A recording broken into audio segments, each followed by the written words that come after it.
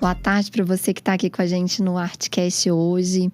Hoje quem está aqui comigo é a Luísa, ela que é mãe, que é formada em design gráfico, tem um currículo de pós-graduação em joias, né, Lulu? Isso aí. Artes plásticas, ela é minha aluna de mentoria, então, ou seja, é evidente que ela é um talento. Eu não deixaria de não trazer ela aqui, né? Eu tenho que trazer ela. Então, a arte corre, assim, nas veias dela. E isso está muito presente na vida, né, Juju? Né, Lulu? Ai, vou de novo. Vamos de novo. Dá para pegar só esse finalzinho? Vai de novo. Vou de novo? Então, vamos lá. Boa tarde para você que está aqui com a gente hoje. Hoje quem está aqui comigo é a Luísa, ela que é mãe, que é formada em design gráfico, tem um currículo de pós-graduação em joias, em artes plásticas, ela que é minha aluna de mentoria, ou seja, é evidente que ela é muito talentosa e que a arte é muito presente na vida dela. Então ela veio aqui hoje dividir isso com vocês, para quem já trabalha com joia, para quem quer fazer mentoria, para quem quer surfar a onda da arte, né, Lulu?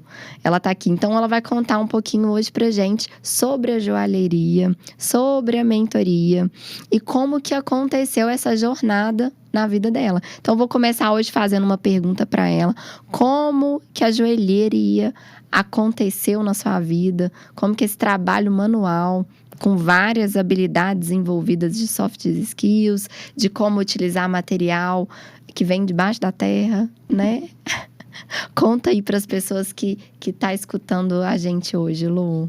É isso aí. Oi, boa tarde, boa noite, bom dia, né, para todo mundo. Primeiro, agradecer o convite, Tainá, um prazer, uma honra estar aqui conversando com você. Você sempre me inspira muito. Vou, então, falar um pouquinho de como que foi. Acho que foi uma coisa meio natural, foi acontecendo, sabe? Desde pequena, sempre gostei muito de trabalhos manuais, sempre gostei de colorir, pintar, todo esse tipo de coisa com as mãos. Sempre fui... Gostava de pegar... Coloria e pintava muito na sua infância? Coloria, pintava, já pintei tecido. Quando eu tinha 10 anos, fazia aula de pintura em porcelana. Tem porcelana lá em casa até hoje. Que eu olho e fico impressionada, que eu fazia quando eu tinha 12 anos. Eu falo, Você fez muitas peças? Muitas. Foi mais de um ano fazendo aula. Levei minha irmã, depois levei amigas. E era tipo uma terapia, era muito gostoso. E até hoje ter essas peças, sabe? Uma história, assim, que é legal, porque quando eu olho, eu vejo lá 2000. Tem a assinatura Lu 2000. Aí eu falo, nossa, gente, eu tinha 12 anos.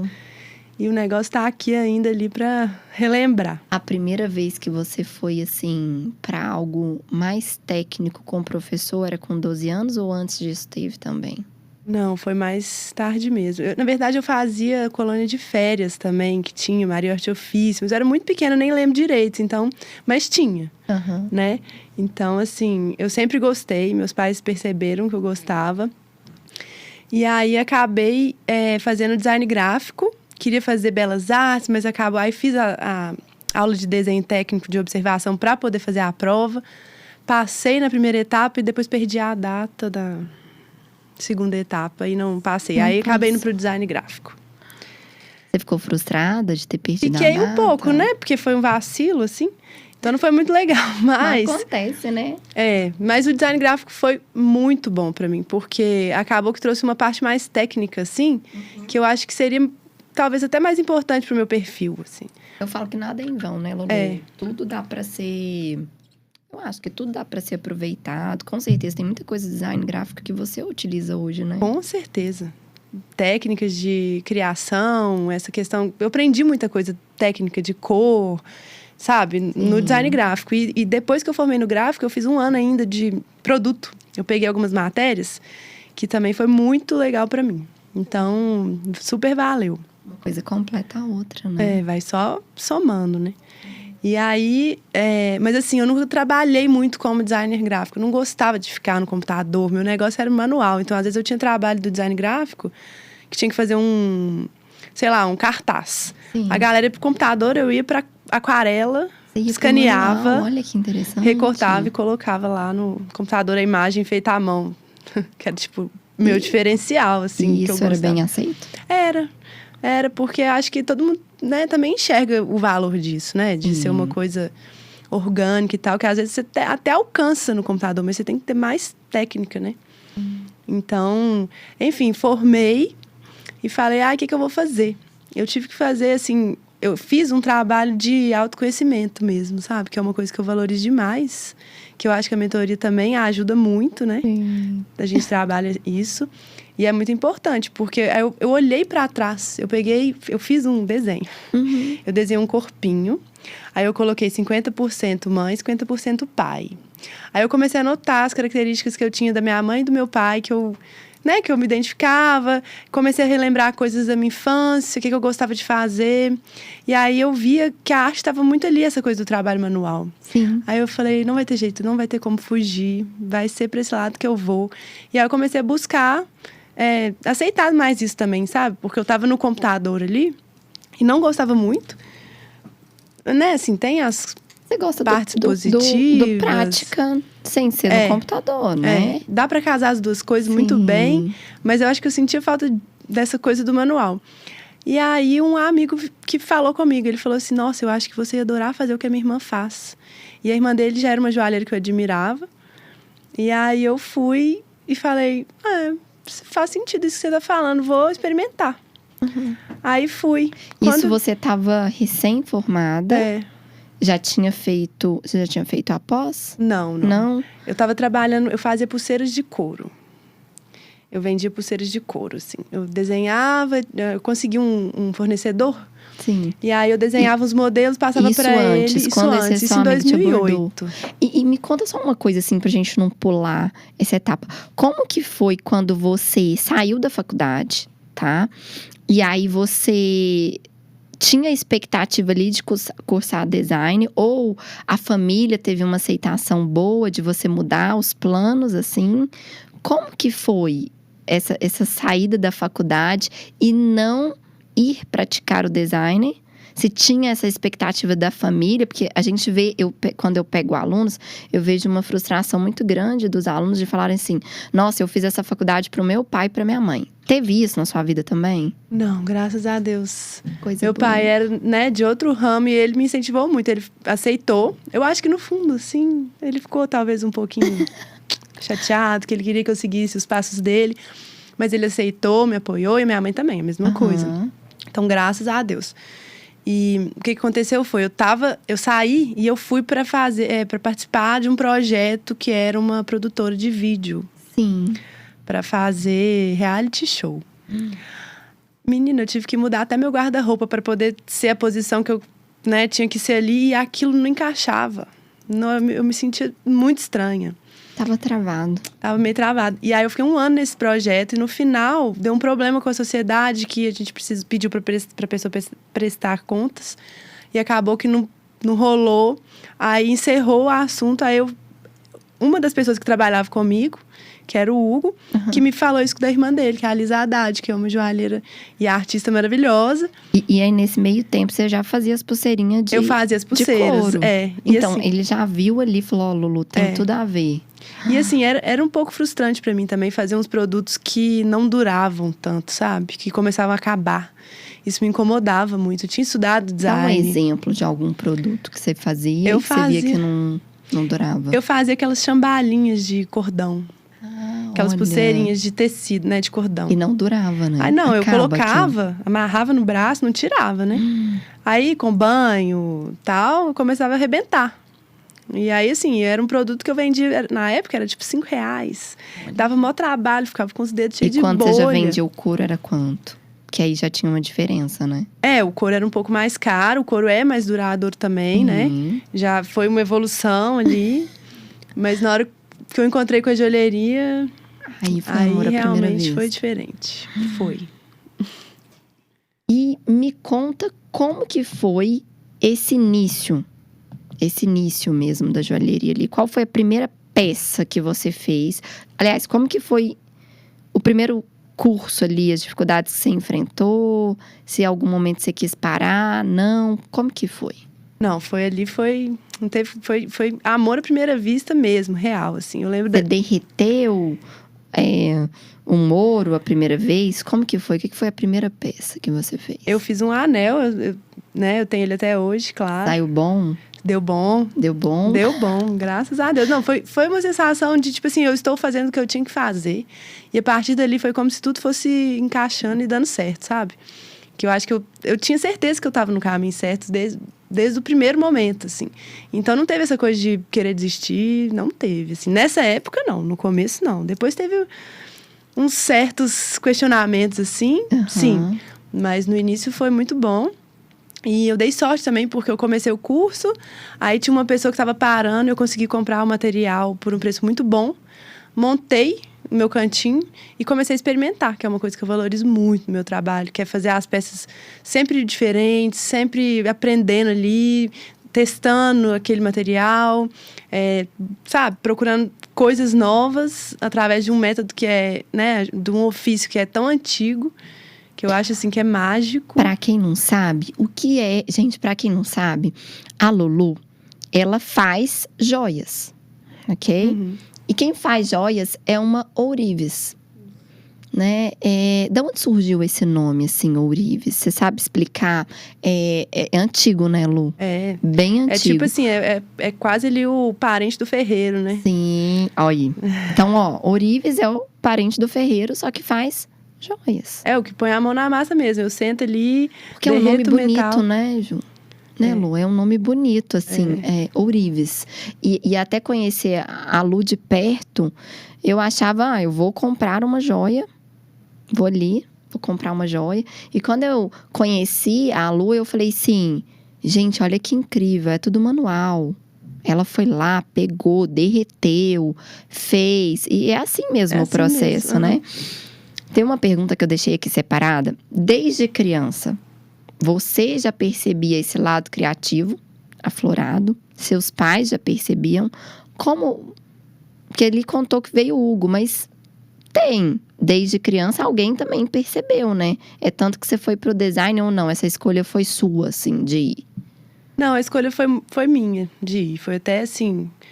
Eu falo que eu sou a ovelha negra da família, que foi talvez contrariando um pouco o que as pessoas esperavam. Mas assim, eu sabia que aquilo... Eu achava que aquilo ia ser bom pra mim.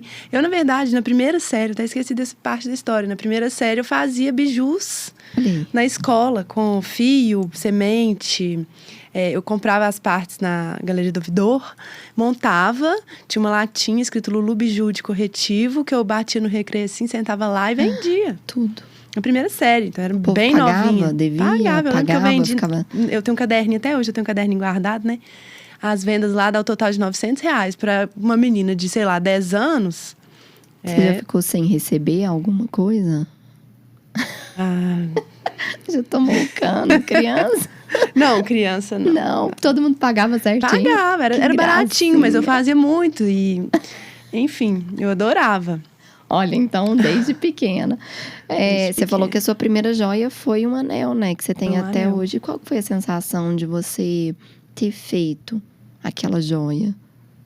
Muito bom.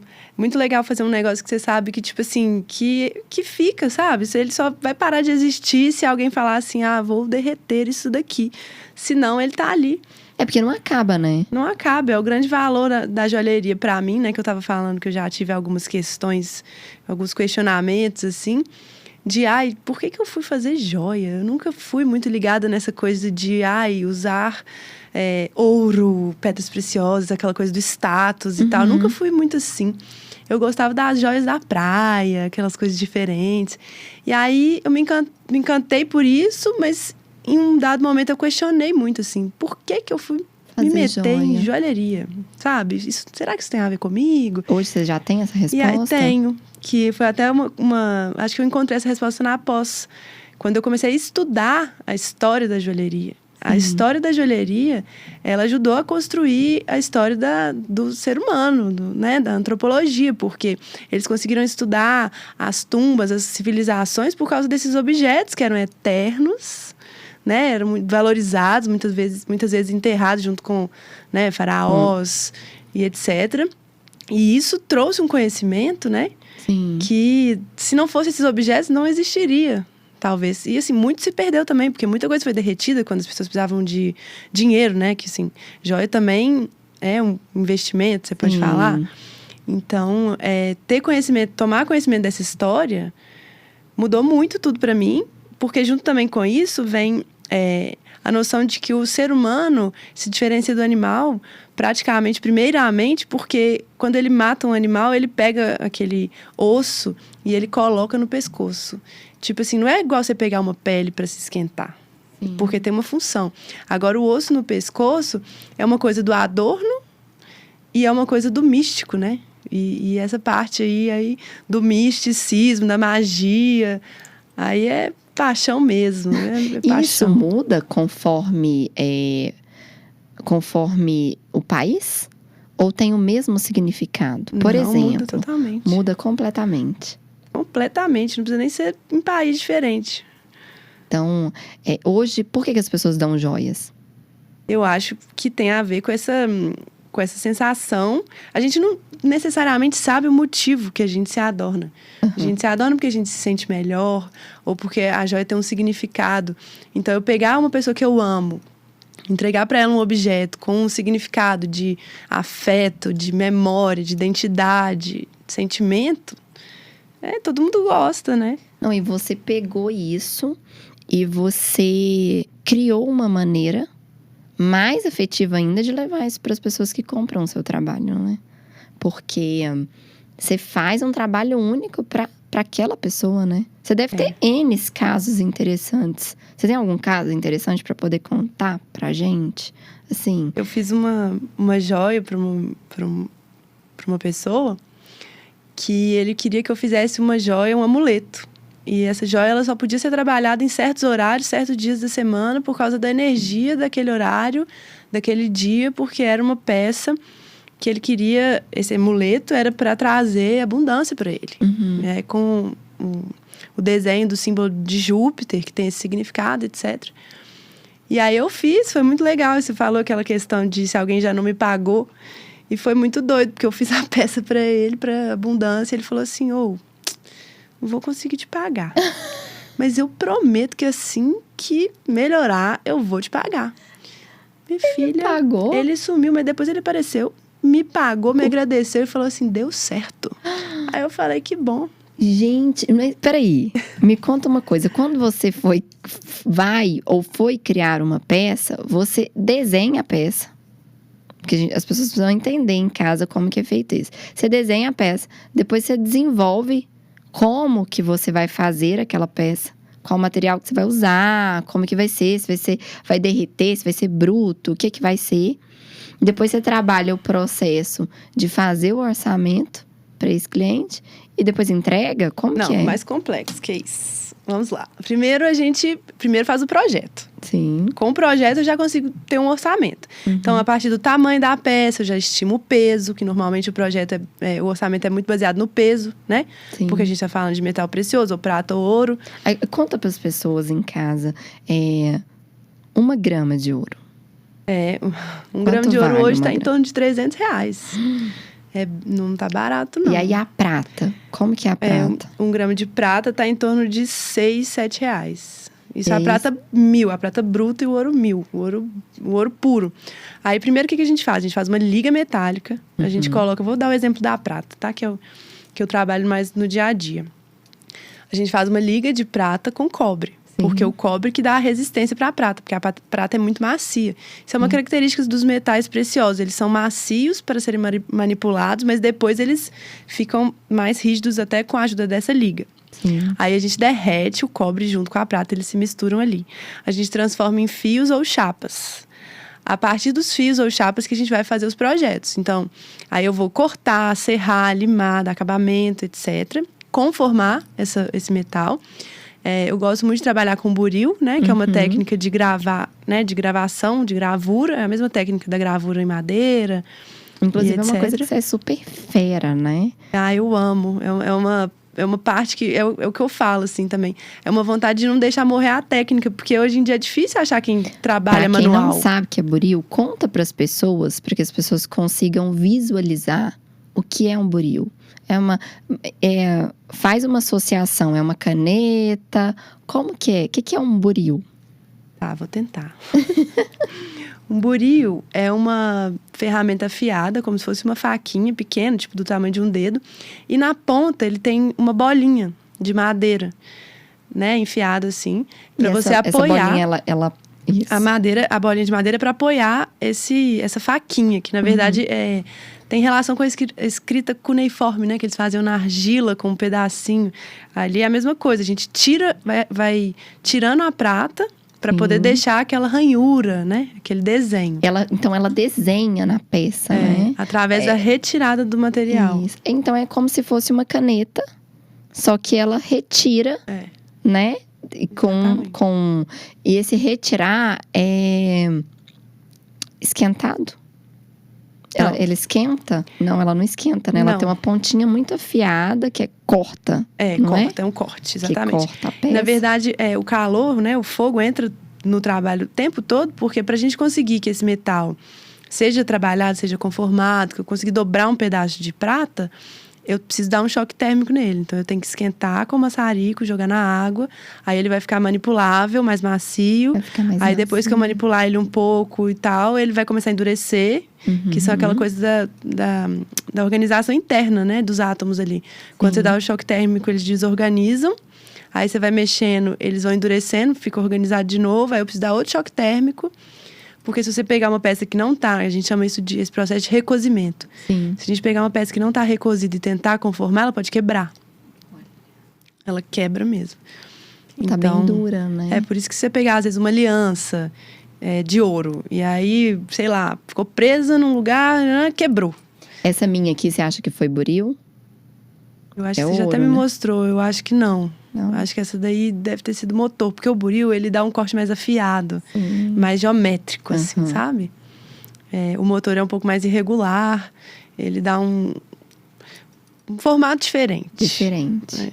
E aí, depois que você entende ali qual técnica que você vai utilizar, você vai para qual passo? Aí eu sento na banca e vou trabalhar o metal para fazer a peça, para executar. Eu às vezes entrego desenhos, né, assim, mas na etapa do projeto, assim, o que nós vamos fazer? Vou mostrando, às vezes eu uso partes já de metal para poder representar ali, porque para eu poder dar um orçamento, eu não começo o projeto antes do orçamento, né? Primeiro a gente fecha o projeto, dou o orçamento. Vamos executar? Bora. Aí é mão na massa, assim, que é a parte, né, que eu amo. Não, eu acho interessante isso que você tá falando, porque você faz isso pequenininho, eu faço isso grandão, né?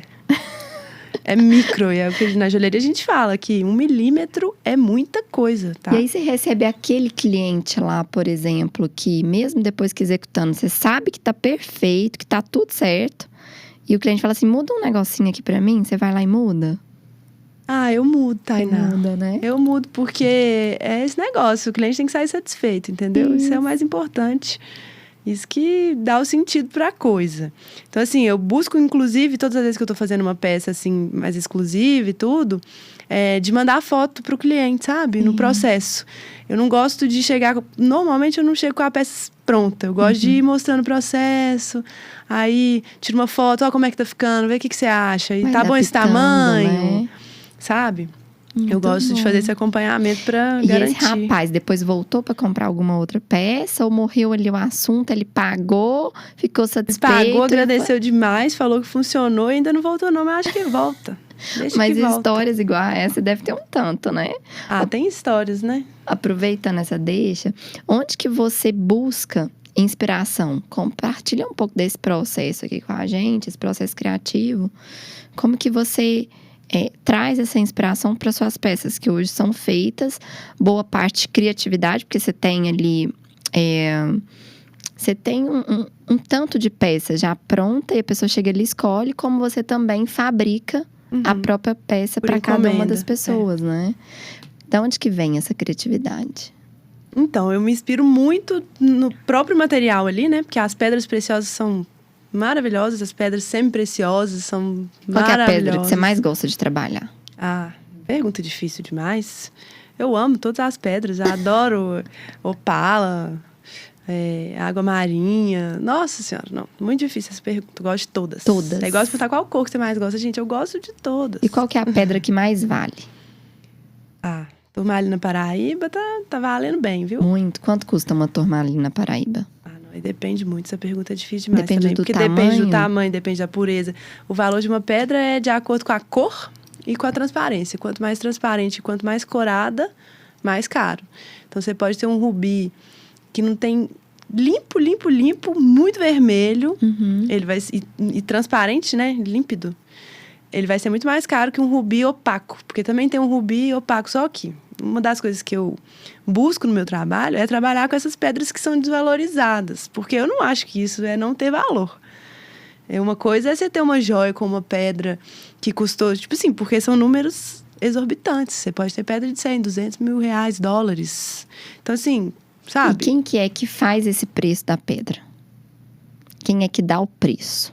A gente tem os pedristas, né? São as pessoas que estudaram, entendem esses materiais, trabalham com ferramentas, assim, super tecnológicas, máquinas, coisas que vão ver ali a estrutura, vão ver se tem alguma inclusão, né? Que a gente fala, algum rachadinho ali dentro. Né? Algum coisa. Veinha. Aí eles têm ferramentas com luzes, com coisas que você consegue analisar isso daí. Mas eu gosto muito das pedras semi-preciosas que a gente fala, que são... Às vezes elas são mais opacas, elas não são tão valiosas, mas elas têm a energia, sabe? E isso eu acho que é o que importa, assim. E por que vão desvalorizar um negócio que é tão lindo? Ele não precisa ser transparente para ser bonito, né? Pelo menos na minha opinião. Então, eu falo que é uma das coisas que eu gosto de fazer é valorizar o que não está sendo valorizado. Porque, para mim, não tem motivo para isso não. Não, e tem uma coisa muito interessante, porque aí entra processo criativo, aí entra a pessoa que está pedindo, e o valor... Às vezes, a pessoa leva a pedra para você, né? Fala que, olha, essa pedra aqui é uma pedra de família. Faz aí para mim. Eu recebi uma assim, na verdade, não era uma pedra. Era tipo uma resina, um negócio assim. E tava num anel de ouro, a moça falou, era da minha avó. Aí eu falei, demorou, ficou bora. Lindo. Eu até falei com ela, eu falei, olha, porque eu preciso, né? Eu preciso falar pra ela. Sim. Isso daqui não é uma pedra, porque senão depois ela vai falar, olha, te entreguei uma pedra, você vai me entregar isso aqui? Então, na hora que eu peguei, que eu já identifiquei, eu já falei com ela. Eu falei, não parece que é uma pedra mesmo, mas... A gente pode fazer a peça com isso sem problema, porque aquilo dali é o valor sentimental da coisa, pessoa, sabe? Né? Porque a avó dela viveu a vida inteira com o anel no dedo, com aquilo no dedo. E a pessoa queria, sim. Eu super respeito, acho maravilhoso, valorizo demais. Era linda, inclusive. Não, inclusive você me contou que você tem várias peças, né? Que hoje, tudo que você tá usando aqui são peças... suas? Tem alguma peça de valor sentimental? Tem demais. Algo? Me conta. A maioria que eu uso são as que eu faço, né? Sim, pra fazer propaganda pessoal. Adoro os barulhinhos, ó. Eu ando fazendo barulhinho, meio cigano, assim, adoro. Desde novinho. Você tá usando aí o quê? Prata? O que você tem aí? Tem uma esmeralda. Ai, que linda. Deixa eu ver. Tem um esfênio. Tem uma turmalina, uma pirita. Aí é uma esmeralda. Tem uma turmalina, uma pirita. Tem uma... opala do Piauí, que eu amo. E aí tem ônix e ágata preta. Olha que E eu gosto muito de usar as peças que eram da minha avó, que a minha mãe me deu, não sei o quê. Aí tem uma pulseira que é da minha mãe, uma que é da minha avó. E esse colar aqui, que é com a ônix, que é aquela pedra pra dar uma aterrada, assim. Pra dar aterrada é o quê? Me conta. Pra aterrar, né? Pra ficar mais no agora, pra não ficar muito... Entendi. A artista tem essas coisas, né? Gosta de dar uma viajada. Então... A pedra preta, a ônix, ajuda a dar essa aterrada, ficar mais concentrada. Essas duas que você tá aí é o quê? É ouro? Essas pulseiras são de ouro, uma da minha avó e uma da minha mãe. Ai, meu Deus, que coisa mais linda. Valor sentimental. Depois que eu comecei a conviver com o Lulu, tá, gente? Eu comecei a me emparequetar. Inclusive, hoje ela até trouxe uma joia pra mim. Cadê? Vamos mostrar. Uma joia que ela criou, tá? E qual é que é a história dessa joia que eu me apaixonei? Tá aqui no prata. É um anel de olho de tigre. Foi feita há um bom tempo, inclusive. Porque eu falo que eu faço as joias e ela fica lá até ela encontrar o dono. A dona, o dono, Me encontrou, exatamente. Né? Te encontrou, Tainá gostou. Não, é porque quando eu vi, um detalhe. Essa é uma cor que eu amo. Não, aí teve o detalhe do tamanho, que foi um anel que eu fiz. Porque eu faço, né, assim, eu gosto de fazer peças únicas. Então, eu achei esse formato. Às vezes eu vou fazer uma peça, aí eu recorto uma forma. Sim. Aí a contraforma, às vezes, fica mais bonita. Do que E às vezes eu vou guardando assim e vou transformando essas contraformas. Era uma contraforma? Provavelmente, tá vendo que tem um formato todo orgânico, Sim. assim. E é lindo. Aí eu fiz esse anel. Só que ele ficou um anel pequeno. E a Tainá chegava lá pra olhar e falava assim: nada me serve, meu dedo é muito pequeno, muito fininho. Porque agora eu uso, tudo que eu uso é da Lulu, tá? Tudo que eu uso tem uma prata, tem um ouro, tem uma pedra diferente. Então, tudo vem de Lulu. E aí, na hora que eu cheguei lá, eu olhei e falei, nossa, que coisa mais linda, tem tudo a ver comigo. E ele serviu, né? Depois eu vou mostrar aqui no coração, eu tenho um tanto, né? Tem um tanto de coisa. Lu, o que te deixa mais feliz, tá? No seu trabalho com joalheria? Cliente satisfeito, né? Claro. E eu acho que o contato com esses elementos é muito bom. Eu gosto muito da natureza. Tipo assim, é a inspiração, né? Além, né, que eu tava falando, além das pedras, do próprio metal, o processo é muito bonito, né? Muito mágico, assim, meio alquímico e tal. Que eu amo. As pedras são parte da natureza, né? Então, ter esse contato, assim, trabalhar com fogo e tudo, você vê... Tem gente que nem imagina que isso exista, né? Tem gente que nunca nem teve uma joia na vida. Pois é. É uma coisa muito legal. E, assim, um trabalho que eu acho que a gente também faz é de não deixar morrer essa tradição. E né, nisso entra o fato que hoje eu tenho uma sócia, a Fê, um beijo, amor. Ai, que linda. A Fernanda Salomão, que também tem a marca de joias dela. E a gente criou juntas a Criadouro, que é uma escola de joalheria, né? A gente dá cursos, a gente ensina o ofício para quem quiser aprender, todo esse processo. Ensina quem quer começar a fazer, né, Lulu? E você vê muita gente talentosa saindo? Demais. E assim, é um processo difícil, porque não é um ramo simples, sabe? Como a galera trabalha com metal precioso e tudo, é tudo meio... Ainda mais aqui em Minas, né? Mais tradicional, mais fechado. Aí você pede indicação, é meio difícil de conseguir. Então, a gente tentou abrir isso. Assim, a gente fala, a gente pôs na mesa. Vamos fazer? Chega mais. E aí, é um propósito, assim. É uma alegria também poder proporcionar isso, sabe? Para outras pessoas, né? Porque se você não ensina, morre. Né? Eu imagino que vocês devem ter criado muita coisa. Eu quero entrar agora numa parte que eu acho tão interessante, que é a maternidade. Tá? Você é mãe de um menino lindo, né? E nós que somos mães, a gente sabe como que a maternidade é essa transformação tão intensa na nossa vida, que afeta o lado profissional. No seu caso, mudou algo no seu trabalho, na sua visão profissional após a maternidade? Mudou bastante, sim. Primeiro que eu tive certeza que eu era apaixonada pelo que eu faço, assim, porque eu fiquei 6 meses com meu filho e eu falei, gente, eu preciso voltar a trabalhar. E eu pensava assim, se eu não amasse tanto o que eu faço, eu não sei se eu ia conseguir voltar. Mas eu amava tanto, sentia tanta falta. Eu comecei a achar que eu era, tipo assim, eu só servia para dar leite. E aí, a minha vida começou... Aquele puerpério ali, né? Difícil, né? A minha vida começou a ficar sem sentido. Gostoso. É uma delícia, mas né, depois que passa é ótimo. Né? Na hora que você tá lá... toda assim, cheirando leite, de pijama, descabelada. Mas eu acho que quando a gente foi mãe, não se falava tanto de puerpério. Na minha época, não se falava tanto de puerpério. Meu filho tem 8 anos. Não. Agora. Tainá, eu pesquisei demais. Você pesquisou muito? Nossa Senhora. Meu filho nasceu em casa, né, Tainá? Eu, tipo assim, eu mergulhei nesse assunto porque eu falei, nossa, eu quero estar por dentro. E eu quis ficar com ele sozinha. Mesmo assim, você achou quis difícil, dedicar, né? E achei super difícil. Então, assim, pra mim foi essa primeira constatação. Eu tenho certeza que eu amo o que eu faço mesmo. Porque eu preciso voltar. É um negócio que pra mim é meio que terapêutico também, de certa forma, sabe? Sentir que eu consigo produzir, trazer alegria para outras pessoas, receber... Igual, é muito bom receber um cliente e falar assim, nossa, ficou melhor que eu esperava, amei. Ou então, nossa, eu uso essa peça todo dia, meu amuleto. Imagino para quem tá escutando isso daqui, às vezes tá passando por um processo mais ou menos parecido, quanto vai ser libertador falar que depois, né? Que passa, que dá para continuar. Dá né? para continuar. E assim, eu tentei conciliar a oficina dentro de casa, com ele pequeno. Às vezes eu conseguia, mas eu tinha aquelas questões, né? Ah, na hora que ele tá dormindo eu vou trabalhar, mas eu preciso às vezes dar umas marteladas. Aí fazia barulho, aí eu não tava muito funcionando bem. Foi quando eu acabei indo pra pós, conheci a Fernanda. E ela também tem um menino de 6 anos. Olha. E a gente acabou montando esse espaço fora, porque a gente tinha a mesma situação.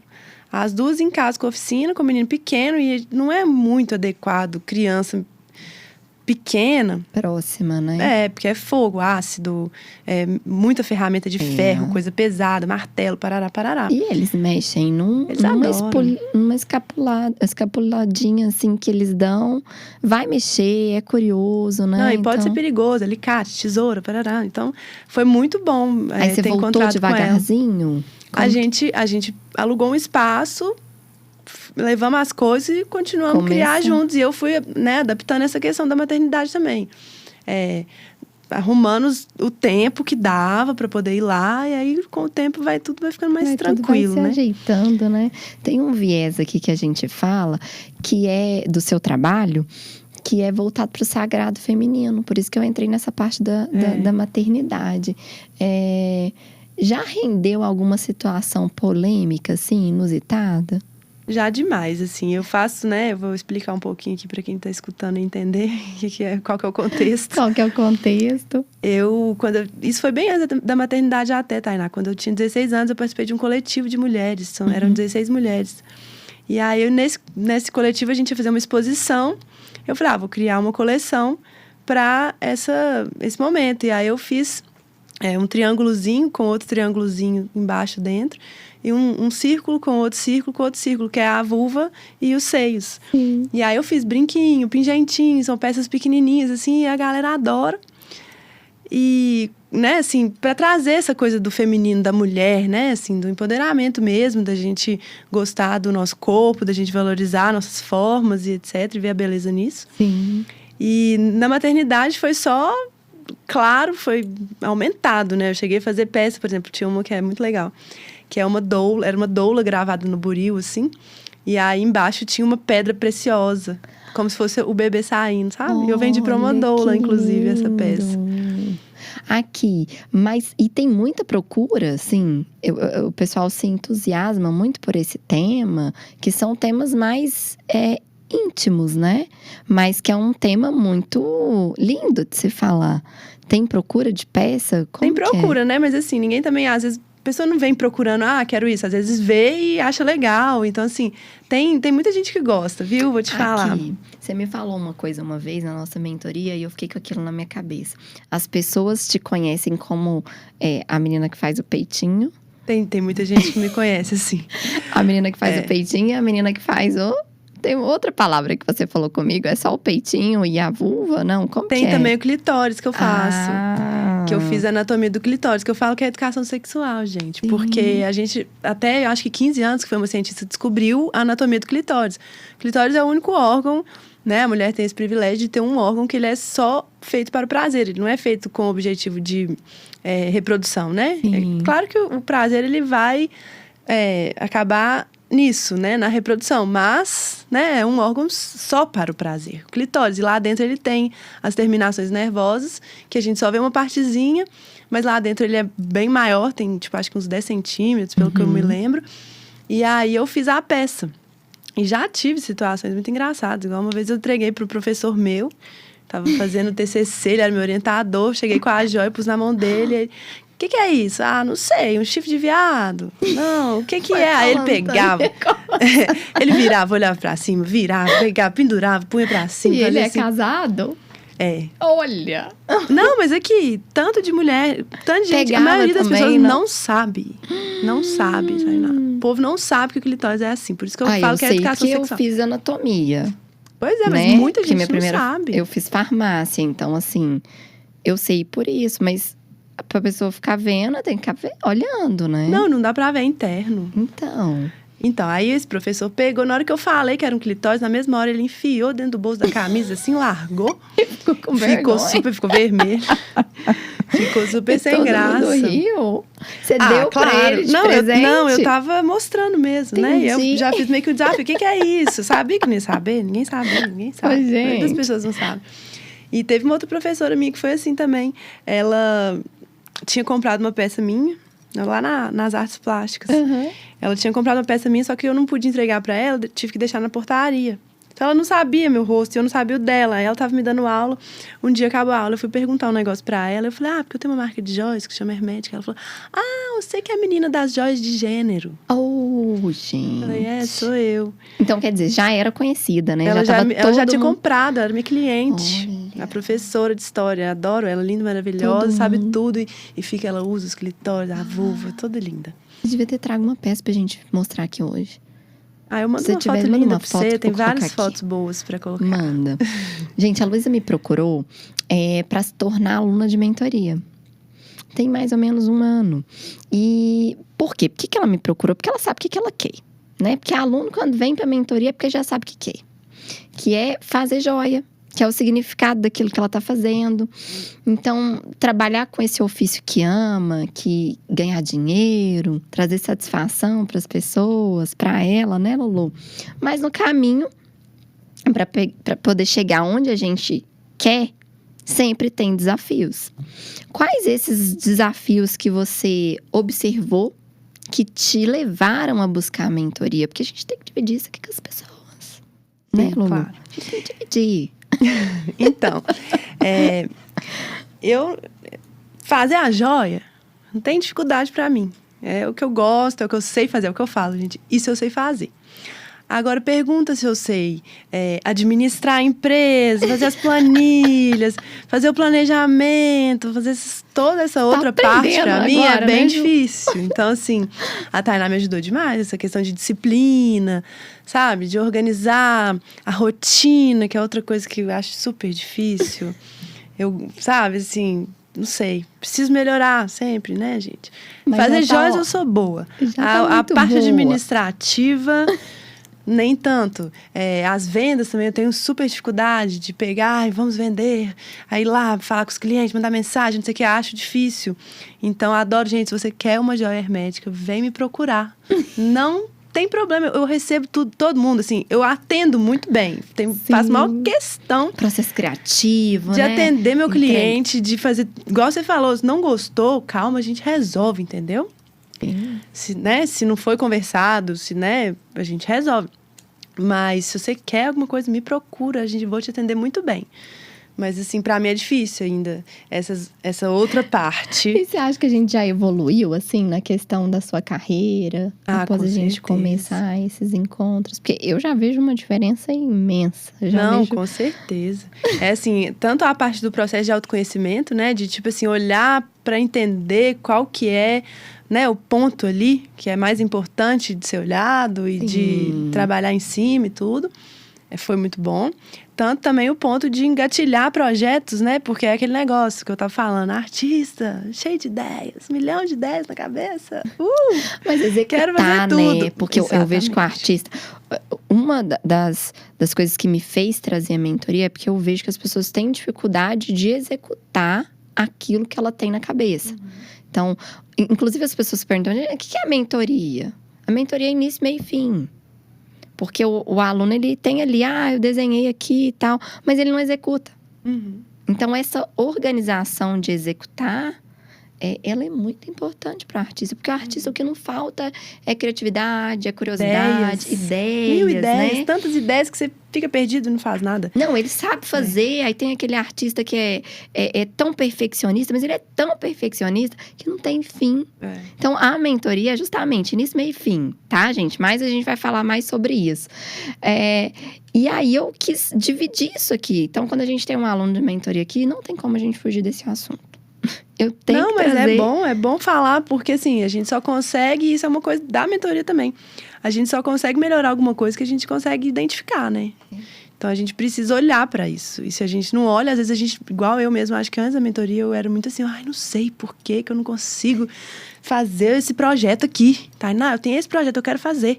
por que eu não consigo? Aí você falou, você vai fazer a partir de agora. E aí, Tainá, essa mulher maravilhosa, determinada, nunca vi, gente. Sem contar isso, né? Porque só de ver o jeito que ela lida com as coisas, a organização dela e tal, você já fica inspirado, você já fala assim, não, peraí que eu tenho que melhorar aqui e tal. Não, de vez em... É o que eu falo com o aluno. Você pode planejar, projetar, mas vai chegar uma hora que se você não executar início, meio e fim, você não vai chegar a lugar nenhum. Porque perfeito não sai, senão a gente seria robô, né? Ó, pra finalizar, conta pra gente algum projeto aqui que você tá trabalhando agora. Ela não tá trabalhando não, ela tá trabalhando tanto. Mas a gente vai falar de um, tá? Porque ela também, né, tem tanta coisa pra poder contar, né, Lulu? Que a gente tem que ir separando. Ela também, né, nem gosta de falar, né? Não, a gente gosta de falar muito. Conta pra gente um projeto que você tá trabalhando hoje, que é legal, porque depois eu vou até mostrar, tá? Para as pessoas poderem saber aí. Tá, você falou pra eu falar só um, mas eu vou falar dois, que eu sou teimosa. Tá bom, eu vou amar. O projeto das joias de gênero é um projeto, assim, que eu falo que é eterno. Então, eu tô sempre trabalhando nele, assim. Eu gosto de ir desenvolvendo, né? Eu comecei só com o triângulozinho e com a bolinha. Agora, eu já tô fazendo outras formas que têm esse mesmo tema. Então, é um projeto contínuo, assim. E eu consegui, graças a Deus, com a ajuda da Tainá, pra esse final de ano aí, vai ter várias novidades nessa coleção. Ai... Vou comprar, fico muito feliz, eu combinado. Não, eu fiz uns pensando assim, mulheres chiques que podem trazer o formato, por exemplo, da vulva, mas sem a pessoa olhar e falar assim, isso aqui é uma... Ai, feminista. Sabe assim? Sim. Não precisa ser, gente, pode ser discreto, entendeu? Que lindo. Mulheres que eu vou divulgar lá depois. Tá. Então, tá. E aí, o outro é o projeto das caixinhas, que tem a ver com a filosofia hermética, né? Que eu até nem falei, mas assim, a base do meu trabalho, né, de são inspiração. Quantas caixinhas? Conta para as pessoas o que são essas caixinhas e de onde que surgiu esse conceito de fazer essas caixinhas. Porque às vezes quando você fala caixinha, parece assim, uma caixinha. Mas não é, né? São 50 ou 60? Não, a ideia é fazer 77, né? 77 mas ainda só caixinhas. tenho 12. Todas de prata, ouro? Não tem material. Não tem material. O enunciado é porque eu fiz um curso, né, com um joalheiro que eu admiro demais, internacional, assim, super legal, fiquei tudo feliz. Achei que o curso ia ser uma coisa, foi outra totalmente diferente, mas abriu muito a minha cabeça. E aí, ele deixou para cada pessoa que fez o curso um enunciado, né, um desafio. E para mim era fazer 77 caixas sem nada decorativo. Então, caixas diferentes. Diferentes. E aí, eu resolvi que eu ia fazer de metal, porque é um material que eu adoro trabalhar. E a pessoa poderia escolher qual é metal que ela quisesse. Qualquer material, poderia fazer, sei lá, de papel se quisesse, entendeu? O importante é que elas sejam diferentes e, no meu caso, que não tenha nada decorativo. E isso tem uma relação com essa filosofia, né? Com essa coisa das leis herméticas, porque a caixa, ela é fechada. Tem muita gente que, quando eu falo, a marca chama hermética, a pessoa já fala hermeticamente fechado. Olha. Né? Que tem a ver com o oculto também. Então, a caixa é um símbolo disso. E esse exercício é para criatividade mesmo, para exercício. É um exercício para você, né, desenvolver uma coisa, esgotando ali a possibilidade, né? Então, não, vou fazer 77 caixas, até não conseguir pensar mais em uma caixa, você vai ver. Você vai conseguir, porque você já está tão exercitado ali, que acho que rola. Eu imagino que o conceito seja errar, consertar, criar, ativar a curiosidade, né? Porque é igual a questão de mistura de tintas, que eu falo muito lá no ateliê. Não tem fim. É fazer. Fazer. Que legal. Luísa, foi um prazer essa conversa. Todos os nossos encontros, inclusive até agora. Quero te agradecer muito. Me inspira muito sua garra. Ai, que bom. Sabe? Igual a sua também me inspira. Que bom. Sua determinação. Porque quando você brinca, eu não... Mas eu vejo ali a determinação. Às vezes ela tá organizada, mas ela tá ali. Então, a mentoria é justamente para isso. Pra gente poder organizar. E eu fico achando muito importante eu participar. Eu me acho importante participar dessa história sua. Porque ela é... Nossa. Porque às vezes o aluno acha que só o professor ensina. Não, a gente aprende também. Muito. com vocês. Isso é muito legal. E vocês que estão aí em casa, gente, eu quero agradecer muito a presença de vocês aqui hoje. Porque a gente trazer alguém aqui, né, Lulu? Tem filho, a pessoa para o trabalho dela para poder vir aqui, para conversar com a gente. Agradeço muito essa presença de vocês que vão estar aí, a presença da Lulu. Ver aqui e ouvir a gente. Eu sou a Tainá Carneiro. E esse episódio do Artcast é o segundo episódio que a gente vai lançar aqui nesse mês. E agradeço muito vocês estarem aqui com a gente, tá? Né, Lulu? É isso aí. Demais. Eu também tenho que agradecer. É um prazer estar aqui, falando com você, contando a história. Às vezes né, assim, tava meio tenso e tal, mas é bom compartilhar, porque é uma história muito engraçada, que a minha tia um dia virou pra mim, eu já tava fazendo joias há, sei lá, 5, 6 anos. Aí eu fui contar pra ela as coisas do meu trabalho, o que me inspira, o que eu tava fazendo, sabe? Qual o significado daquilo que eu fazia. E ela falou assim, não acredito, como que você nunca me contou isso? Eu sou sua tia, então você não deve contar pra ninguém, você precisa mostrar isso pras pessoas. Não, tem que compartilhar. Então, pra mim é muito importante também, assim, falar, né? E contar e... É porque às vezes a pessoa faz ele todo dia, só que ela não para poder pensar o quão importante é aquilo. Pois é, por isso que a mentoria também é ótima. Gente, pode vir, quem quiser fazer a mentoria, não tenha dúvidas, vale a pena. Obrigada, e valeu demais. Semana que vem tem mais, gente. Um beijo.